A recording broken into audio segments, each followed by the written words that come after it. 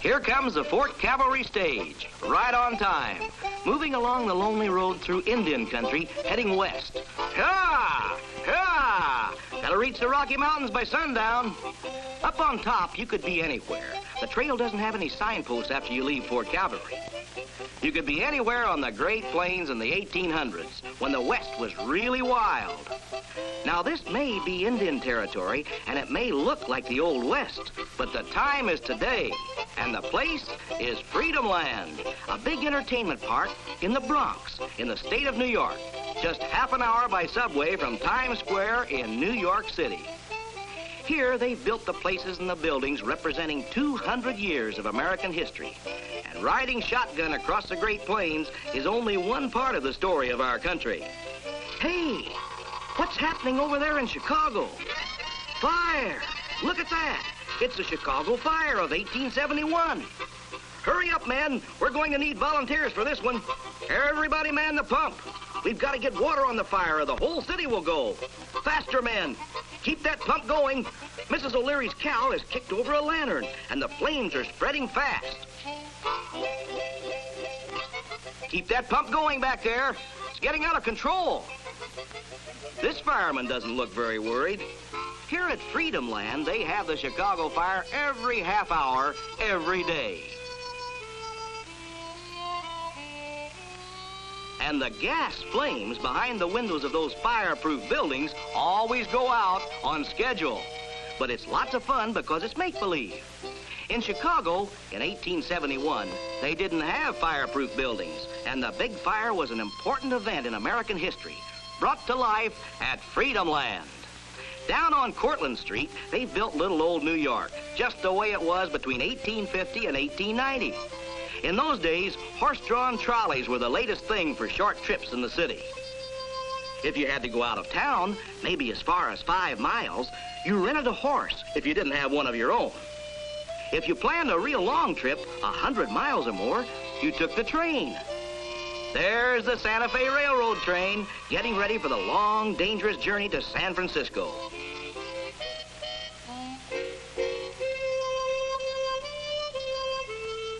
Here's another way people traveled in the 1800s, on a stern-wheel steamboat. All aboard!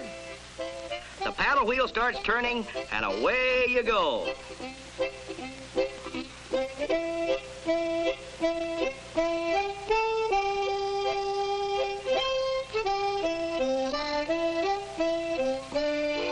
Traveling along, you can get a good idea of how our country looked in the days when there were only a few roads, and the stern-wheelers and riverboats were used to carry most of the heavy freight.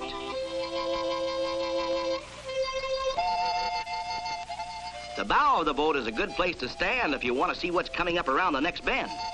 If your mother lets you stay there.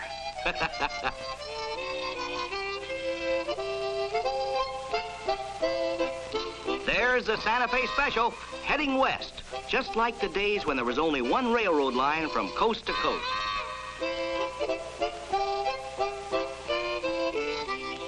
On board one of the big stern-wheelers at Freedomland, you take a trip back to the days when there were only a few cities on the east coast of our country, and most of the land west of the Mississippi was a wide-open frontier. So let's go ashore and see some of the other reminders of our past here in this showcase of American history.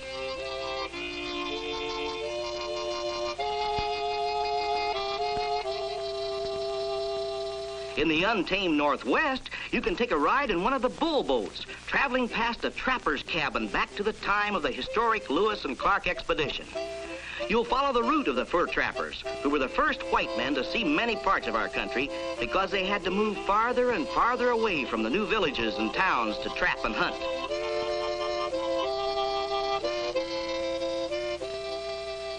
Look, there's a moose looking us over. Don't move, he might charge the boat. There's an Indian carving a totem pole in a village just as it might have looked to a boatload of fur trappers as they kept pushing northwest. These Indians look friendly, but no telling what's coming up around the next bend.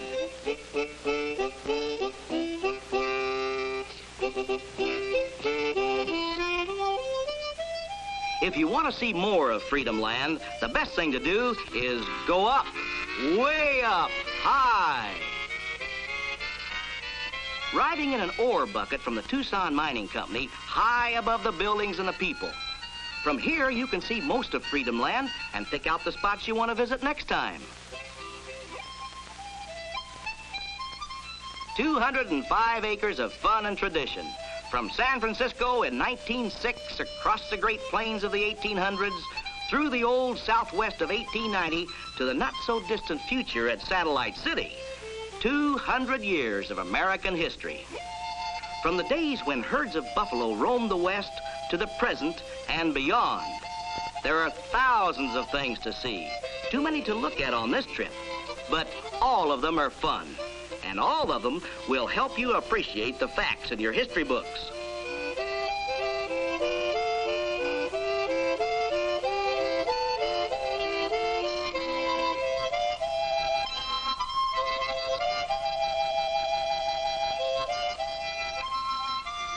This is history brought to life. The history of the country that gave this place its name, Freedomland. Now it's time we got back on solid ground again, back to the Bronx in the state of New York. So long.